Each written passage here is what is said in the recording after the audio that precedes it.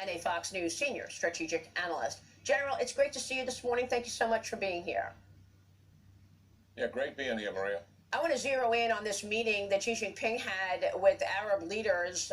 Tell me the significance of this meeting and the significance of him now talking more about buying oil and gas from the Saudis with the Chinese yuan. Yeah, well, first of all, President Xi was always going to have a relationship with Saudi Arabia and the Middle East. He's completely dependent on Persian Gulf oil, 62%. And he's the world's largest importer of oil writ large. But what is actually happening here, because the Biden administration's missteps with Saudi Arabia and the Arabs in general, and going immediately to appease Iran at the beginning of the administration, the Chinese clearly recognize that there's a vacuum here and they want to fill it.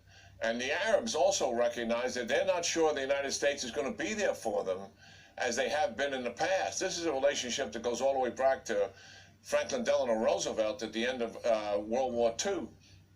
And we've always had issues with Arabs' human rights and the differences with the United States, but our national security took precedence. What we're seeing here, Maria, President Xi met with the regional leaders of the entire Middle East and North Africa, some 20-something nations.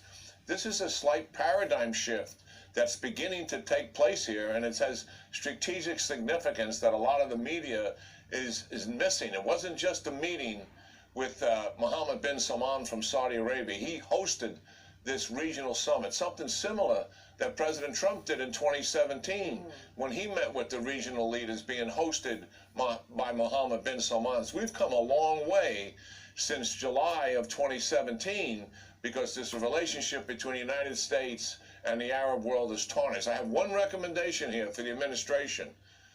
Work with the incoming Prime Minister of Israel, Prime Minister Netanyahu, who wants to strengthen and expand the Abraham Accords. That means relationship with Arabs and Israelis. Work with him and have him help you renew the relationship with the Arabs. Yeah.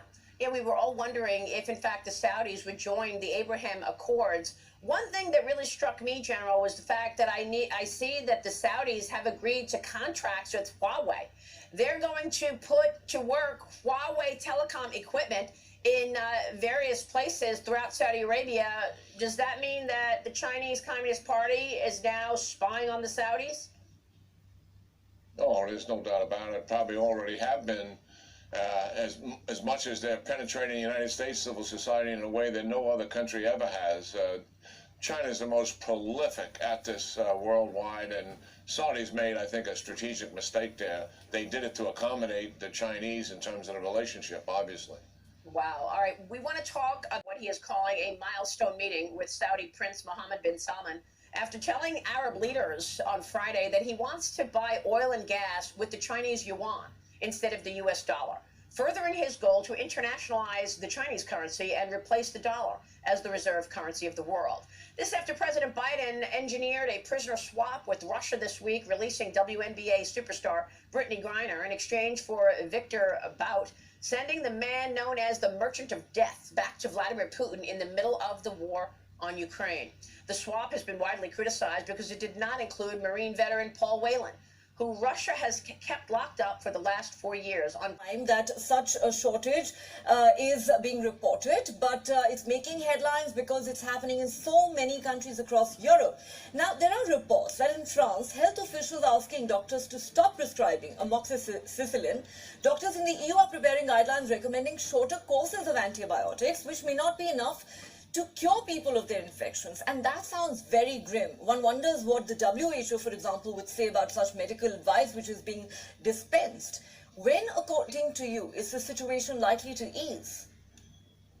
You have to remember that most antibiotic prescriptions for respiratory infections are inappropriate, that many of these are caused by viruses, and doctors may give antibiotics just in case. And we know that probably 80% of those prescriptions, for example, for amoxicillin, are probably not necessary. So I think we have to get better at antibiotic stewardship and not prescribing them for viral infections. So I think even though it might be alarming that you're hearing people say not to prescribe them, you have to recognize that many of those are inappropriate prescriptions to begin with. The same is true for length and duration. We often treat infections longer than they need to be treated, and I think we need to get better at actually optimally treating patients for whatever duration they require. higher.